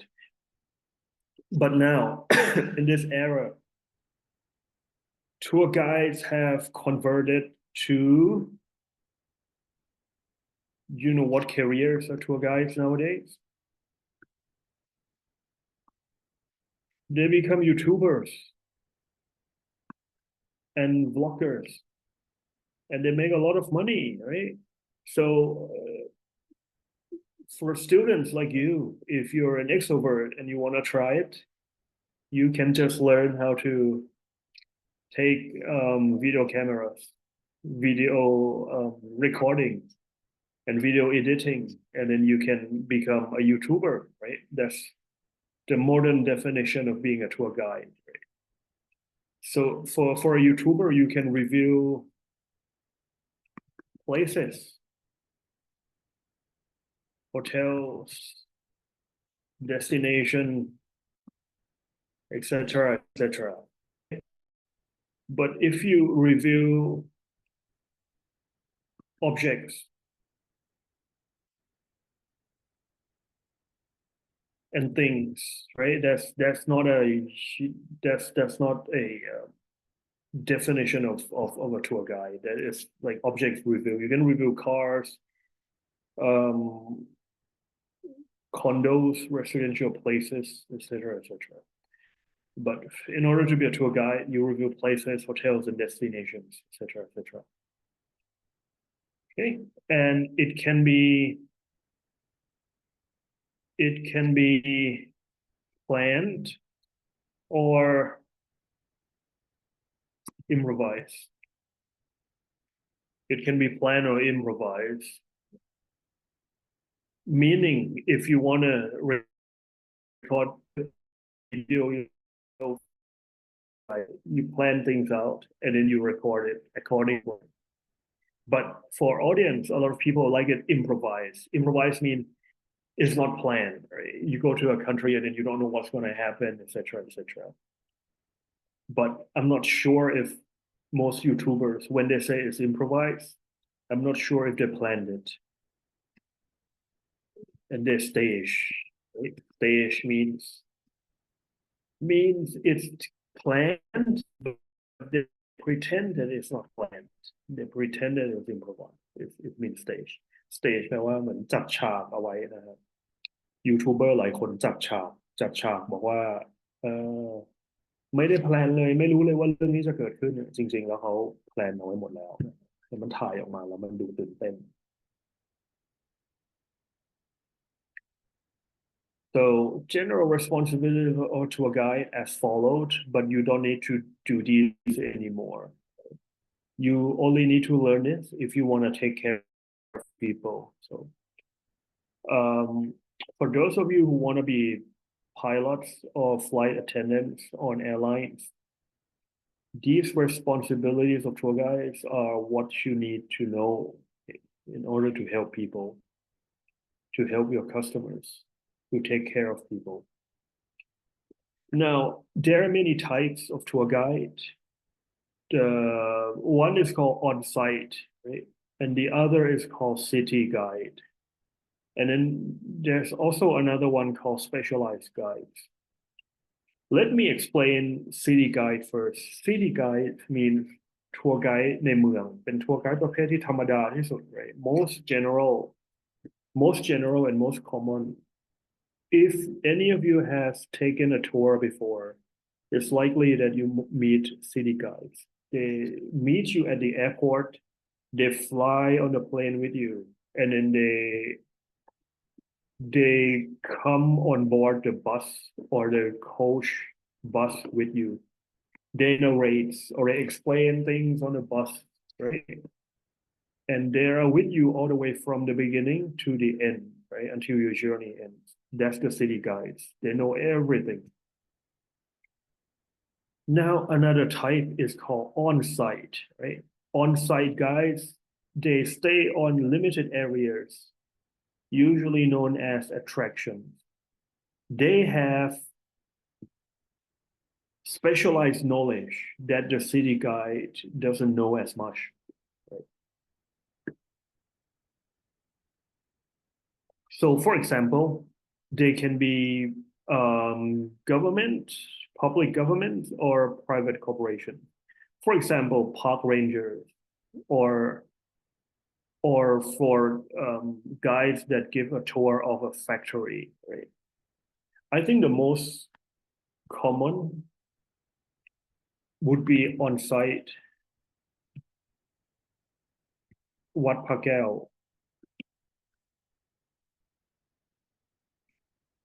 วัดพระแก้วนะครับมีออนไซต์ไกด์อยู่สมัยก่อนโควิดเวลาครูขับรถผ่านนี่ยืนอยู่หน้าวัดพระแก้วเลยแล้วก็ชูป้ายว่าเขาเป็นไกด์ให้ฝรั่งเข้ามาทำไมฝรั่งถึงอยากใช้ไกด์เพราะว่าถ้าเกิดเขาจ่ายไกด์500,000เนี่ยไกด์ถ่ายรูปให้เขาไกด์อธิบายนู่นอธิบายนี่คือช่วยเขาแล้วก็ช่วยไม่ให้เขาโดนสแกมนะฮะแต่ถ้าฝรั่งไม่ใช้ไกด์ฝรั่งมาคนเดียวอาจจะถูกหลอกถูกสแกมได้หรือว่าเขามี fear FOMO แปลว่า fear of missing out นะครับ fear missing out หมายในแง่นี้คือหมายความว่าเวลาฝรั่งมาเที่ยววัดพระแก้วเนี่ยเขาไม่รู้ว่าเขาไม่รู้อะไรบ้างแต่ถ้าจ้างไกด์จ่ายเงินไกด์แล้วไกด์แบบอธิบายเขาสอนเขาทุกอย่างเขาก็ไม่ต้องกลัวว่าเขาจะพลาดอะไรฉะนั้นเวลาคนไปท่องเที่ยวเนี่ยอย่างครูก็เหมือนกันเวลาครูไปเที่ยวญี่ปุ่นเที่ยวอะไรก็แล้วแต่แล้วเขามี add on service ว่าจ่ายตังค์เพิ่มแล้วจะได้อันนี้ส่วนใหญ่คนจะจ่ายเพราะว่ากลัวว่าจะพลาดอะไรหรือเปล่าหรือบางคนก็ไม่จ่ายก็แล้วแต่บางคนก็อาจจะ Google อะไรอย่างนี้ก็ได้ so this is on-site guide right? Another example is Louvre Museum Louvre Museum ที่อยู่ที่ประเทศฝรั่งเศสพิพิธภัณฑ์อะไรพวกเนี้ยที่เวลาเราเดินเข้าไปถ้าเราไม่มีทัวร์ไกด์เนี่ยเรางงแน่นอนว่าอะไรเป็นอะไรนะครับแต่ในยุคหลังๆเนี่ยพวกมิวเซียมครูเคยไปที่ญี่ปุ่นนะครับเป็นมิวเซียมเกี่ยวกับการ์ตูนบางอย่างอะไรเงี้ยนะฮะเกี่ยวกับอนิเมะการ์ตูนซึ่งไกด์ที่ใช้เนี่ยเป็นออโตเมตไกด์เนี่ยหมายความว่ามันเป็นเครื่องหนึ่ง ที่เครื่องเนี้ยถ้าเกิดเราเสียตังค์ซื้อเครื่องนี้ใช่ไหมครับสมมติ500 บาทอย่างเงี้ยครูก็ซื้อเครื่อง500 บาทแล้วครูเข้าไปในพิพิธภัณฑ์อนิเมะเครื่องเนี้ยมันก็จะ narrate เราเลือกภาษาใดเป็นภาษาญี่ปุ่นหรือภาษาอังกฤษใช่ไหมฮะครูก็เลือกภาษาอังกฤษแล้วเครื่องเนี้ยครูก็พกไว้กับตัวแล้วเขาก็มีหูฟังมีเฮดโฟนให้แล้วเครื่องเนี้ยมันก็ทำหน้าที่เสมือนกับว่ามันเป็นไกด์ครับอธิบายเราไปเรื่อยๆเขาก็อธิบายว่าจุดแรกที่เราต้องไปคือห้องนี้นะครับ Hall A Station 1 So I walk to Hall A Station 1 and then the automate machine will explain it to you. Okay, I'm looking at a picture of the artist, etc., etc. And then after 5 minutes, okay, now walk to Hall B, Station 2, for example. So I just do what the automate guide guides me to do or tell me to do. Okay. Okay, that's city guide and then on-site guide. And then the last type is called specialized guide. Specialized guides are, for example, here, Egyptologists. If you visit Pyramid of the Pharaoh or Nile cruises, or if you wanna go hiking on Everest Mountain, then you need specialized guide. If you do scuba diving, right, under the sea, then you need specialized guide. If you do cave diving, if you do shipwreck diving, right, you need specialized guide.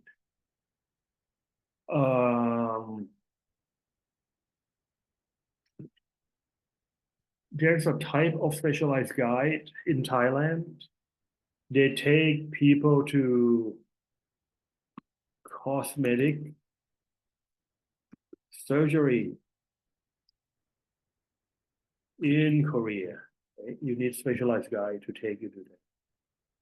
Cosmetic surgery in Korea.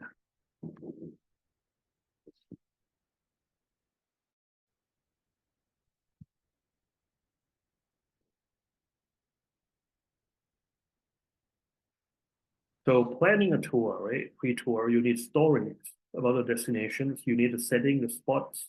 Basically, you need to do your homework. You need to do research to understand what's the selling point, what is interesting about it. The objects, right? Monuments, buildings, or symbols. The history, the birth, the time span, and the ending of it. The geography and everything. The pre-tour. You need to understand also the logistics. For example, catering. When your customers or your client, right, เวลาที่ลูกทัวร์ไปอยู่ที่นั่นแล้วเนี่ยจะทานอาหารยังไงนะครับแล้วก็ accommodation ตอนกลางคืนเสร็จกี่โมงไปอยู่ที่โรงแรม what time are they gonna be what time should they be arriving at the hotels, right? And if the food is included or not, full board, half board, B&B, or all inclusive. You need to plan out transport and excursions, right? Transport, the bus, the coach, the cars, the underground train stations, the plane, etc., etc. Hotel safety and cleanliness. You need to understand the policies and practices of each country. Policies and practice.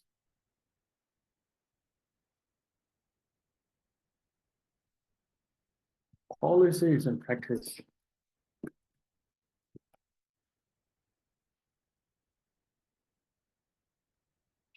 So let me introduce you to the case of Justin Bieber. Justin Bieber used to visit Japan, right? So you know Justin Bieber is a singer from Canada, and he used to visit Japan. And he has his chauffeur driving his car for him. He was on the back seat, and then the car was passing a shrine, right? His car was passing a Japanese, a beautiful Japanese shrine, and he asked to stop. He asked to be stopped. He visited the shrine and took pictures of himself at the shrine, red with candles, beautiful shrine. He took the pictures and then he posted on Facebook and Instagram. You know what happened to him afterwards? You know what that shrine is? That's the shrine for World War II veterans. That's the shrine for World War II Japanese veterans. So after he posted a picture, he was bombarded with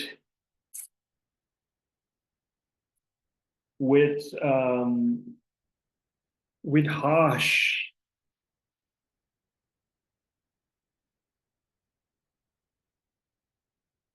comments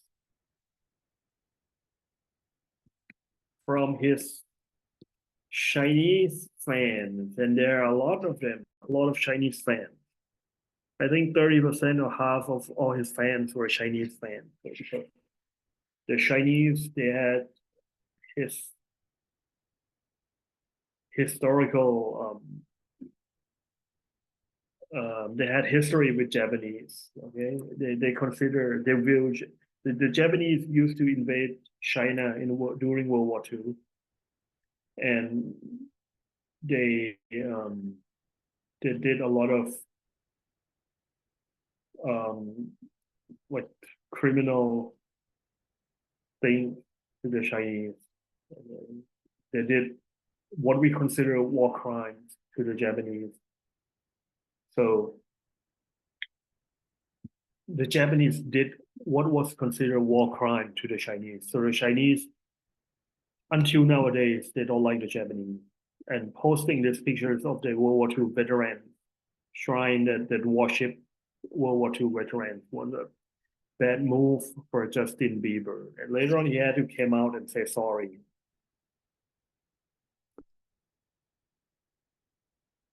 He had to apologize and say sorry. Like, I'm so sorry, my Chinese fans. I'm sorry, the world. I love you all. I didn't know what it was, etc., etc. Right?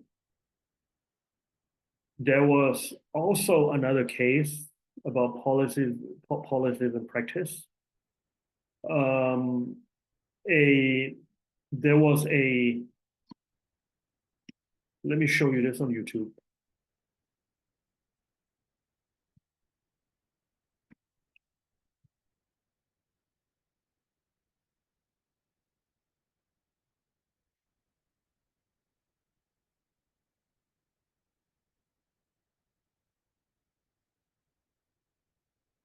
Here, let me show you this. Let me show you this video. Nescafe Blend and Brew อร่อยทำถึงต้องมีอาราบิก้าและโรบัสต้า This morning, 21-year-old Otto Warmbier is behind bars in North Korea, sentenced to 15 years in a North Korean prison with hard labor. A visibly shaken Warmbier paraded before cameras, speaking at his trial Wednesday, which only lasted 1 hour. I was used and manipulated to save me. Please save my life. Warmbier was found guilty of what the government calls subversion, part of the U.S. hostile policy towards North Korea. In court, they showed this video accusing Warmbier of trying to steal a political banner from an area off limits to foreigners at the hotel where he was staying with the tour group. 2 weeks ago, Warmbier tearfully spoke at a government-arranged press conference. I have made the worst mistake of my life.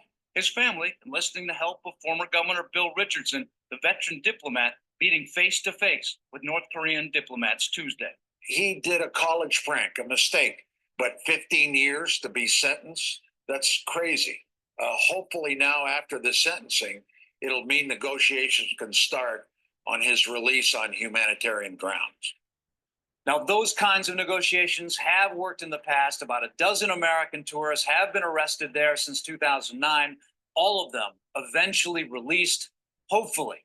That and all of them passed. About a dozen American tourists have been arrested there since 2009. All of them eventually released, hopefully. That will happen again soon. So what he did was he accidentally stole. This is a US student, right? Accidentally. Well, it wasn't an accident. He delivered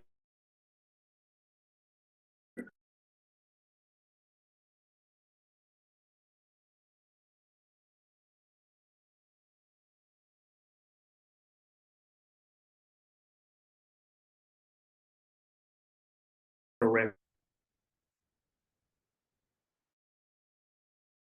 and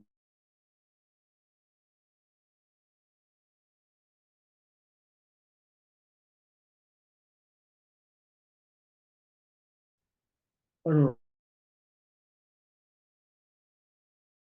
after he he died of some disease, okay, in his brain, I think. So basically, when you travel to other countries, right, or other towns, right, you need to know practice and policy of what is serious and what is not what is not serious. There was also another US girl. She was on basketball team.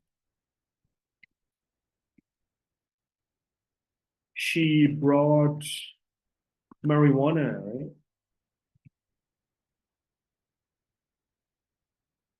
But it was a medicine. Like I think it was marijuana oil or something as medicine for her condition. She has some sort of like muscle condition or something. She was arrested this is to Russia. And she was arrested and sentenced to jail in Russia. So in Russia, these things are like marijuana and drugs are they ban it in Russia, right? So cross border to another country, be very careful of what that country is serious about. I have had a student, right, share a story that he was arrested going into Canada, and he was arrested for having his laptop, his computer laptop contained counterfeit program, right? Contained illegal program, which in Thailand, well, most people use counterfeit software and programs, but when you are in the US or Canada or Australia, or be very careful, you can get arrested for this. Okay. So these are examples of policies and practice.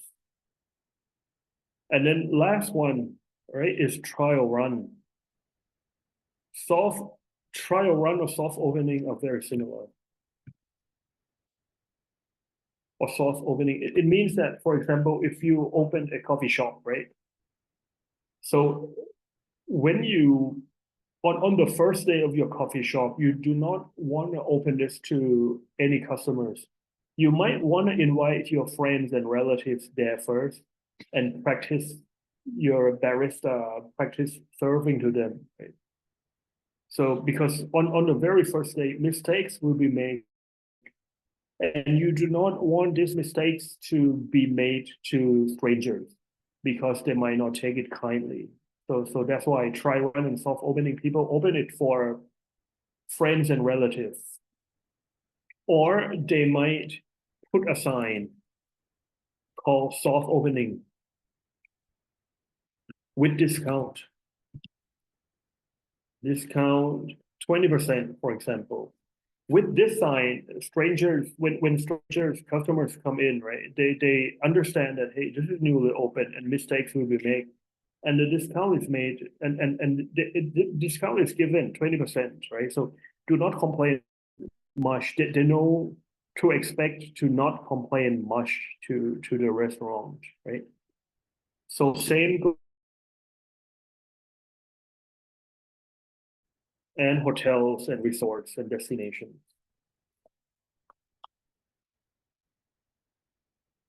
All right. Any questions? Policies, practices, and try run. Any questions?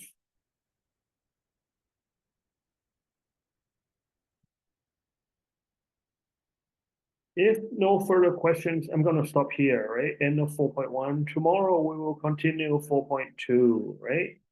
So have a good night's sleep. And I'll see you again tomorrow. All right. Thank you. Bye bye. See you tomorrow.